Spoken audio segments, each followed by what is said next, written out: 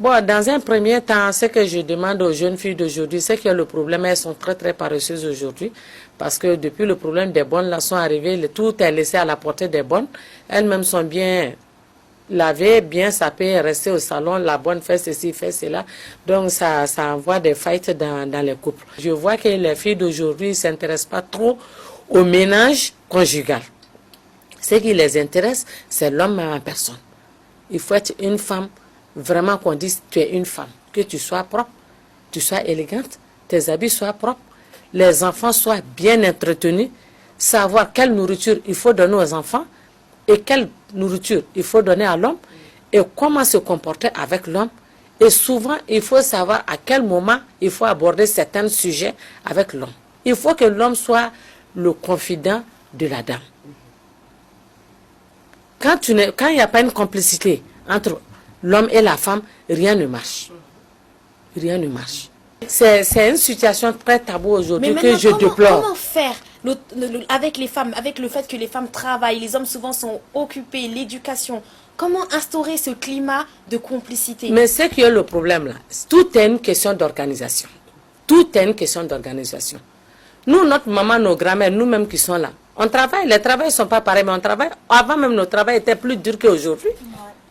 Mais on s'organisait pour subvenir aux besoins de toute la famille. Tes beaux-parents, ta belle famille, ton homme, tes enfants, toi-même personnellement. Il faut savoir t'entretenir. Il ne faut pas que l'homme voit que tu vieillis. Il faut prendre soin de toi-même. Il faut essayer de faire plaisir à l'homme. C'est très important. Savoir faire le lit. Savoir où je dois arranger ça, je dois arranger ça. Il faut que vous appreniez à faire certains trucs par vous-même. Tout est une question d'organisation. Il y a longtemps que des femmes travaillent. Que ça soit travail, que tu sois cultivateur, que tu sois travailleur dans un bureau, il faut être organisé. Il ne faut pas se marier parce que les gens se marient. Il faut aimer le mariage. Il faut connaître ce que c'est que le mariage. Sinon, avant, les gens se mariaient à cause des parents. C'est les parents qui arrangeaient ces mariages. Et je vous dis aujourd'hui que les mariages arrangés là marchent plus que les mariages je t'aime, je t'aime. Ouais, ça c'est sûr.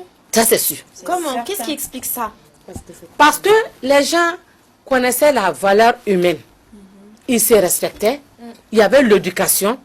Et il y avait les enfants qui respectaient les parents. Tu vois des belles femmes dans une situation pareille, ils viennent t'expliquer, toi-même là, tu tombes dans tes paumes. Et généralement, qu'est-ce que c'est les situations? Mais des situations, il y a des femmes qui sont là, elles sont bien entretenues par le mari, tout, mais il y a le problème d'infidélité qui est là. Qu'est-ce qui a provoqué l'infidélité? Il ne suffit pas d'être belle au dehors. Il suffit pas d'être... Il ne faut pas qu'on dise quand tu passes, ah, c'est femme qui a passé. Tu vois beaucoup de femmes au dehors là. Mais quand tu rentres dedans, c'est autre chose. Les dessous des hommes, c'est les bonnes qui lavent. Les chaussures des hommes, c'est les bonnes qui nettoient. Même s'il fait froid au moment qu'on est maintenant, tu chauffes l'eau, à la bonne, va déposer là-bas. Lui vient tonton, ou bien papa, ton eau est dans la douche. Mais toi, en tant que femme, tu es là pour quoi? Tu es là pour quoi? Pour faire un enfant et puis dormir avec l'homme ou quoi? Hein? Quand on te voit, il faut être femme de vue. Intérieurement, il faut être femme. Il faut savoir causer avec un homme. Il faut savoir aborder un homme. Il faut chercher à savoir qu'est-ce que ton homme veut.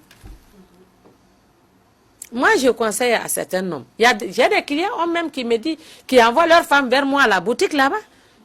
Ils me disent, tantôt, pourquoi causer un peu avec ma femme? J'ai dit, mais pourquoi tu ne cherches pas à savoir ce que ton homme veut? Et je demande aux hommes, tu as pris l'enfant, tu l'aimes. Au lieu d'aller chercher ailleurs, il y a certains trucs qui te plaisent. Si elle ne connaît pas, pourquoi ne pas l'apprendre? Voilà, justement. Hein?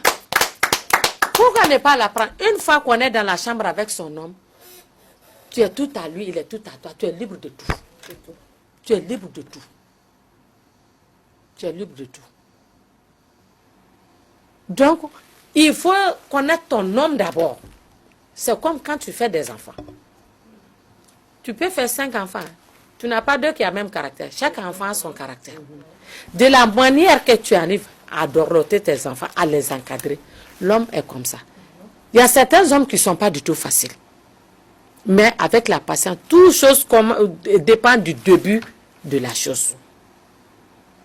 Il y a des moments dans les couples, vraiment, vous ne voulez même pas vous sentir, vous ne voulez même pas vous voir.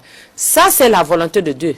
Dieu est en train de vous tester pour savoir si vous pourrez surmonter, sauver votre couple. Pendant ces temps-là, au moment que l'homme est énervé, toi, la femme, tu te fais tout petit. Et puis, les femmes d'aujourd'hui sont paresseuses. Les hommes passent leur temps.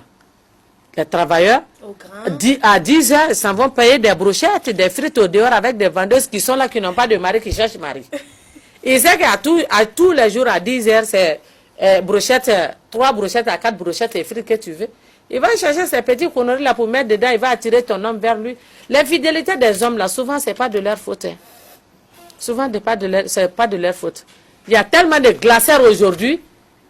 Prends le temps, la nuit, tu fais la cuisine à moitié, le matin, tu te réveilles tôt, tu fais le reste, tu mets dans sa glacière, tu mets dans la voiture. Qu'il mange ça. Moi, il y a quelque chose que je déplore au Mali. Les femmes, la vie des femmes, l'homme ne peut pas subvenir aux besoins des femmes ici. Il faut bien détailler. Est-ce que vous comprenez bien?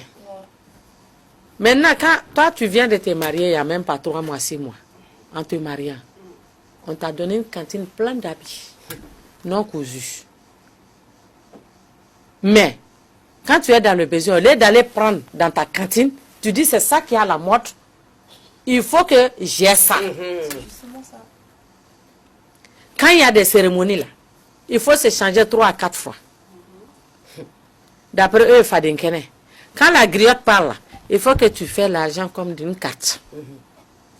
Quel homme va aller souffrir pour venir te donner l'argent pour que tu fasses ça?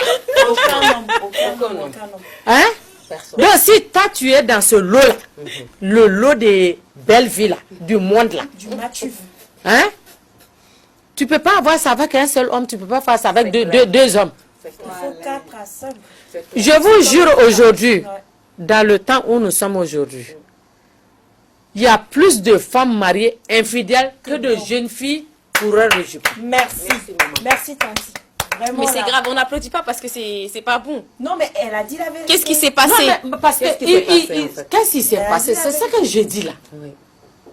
Le monde là, tout le monde veut être au-dessus de son voisin. Même ceux qui n'ont pas assez de moyens. Quand ils ont une cérémonie, ah moi je ne vais pas sortir comme ça. On dit à Bagadadji, lundi ou vendredi matin, quand tu t'en vas là, il y a d'autres là. Habits, ils ont payé pour porter là. À cérémonie de dimanche, là, lundi matin, ils s'en vont vendre là parce qu'il y a un autre mariage jeudi. Donc lui, il ne peut pas porter même habit. Oui, donc lui, il ne peut pas porter même habit. grave. Quand tu as une cérémonie là, tu as porté cet habit là, ce mois là. Le mois prochain, tu portes le même habit là. Ils vont commencer à te critiquer. Quand tu les écoutes là, tu ne feras rien de bon. Contente-toi de la situation de ton mari. Dans la vie là, l'avenir d'un être humain, ce sont ses enfants. L'argent que vous êtes en train de gaspiller dans les cérémonies, dans les belles habits, tout le temps nouveau habits là, il faut investir ça dans les enfants. Soit dans vos La retraite d'un homme et d'une femme, c'est l'enfant.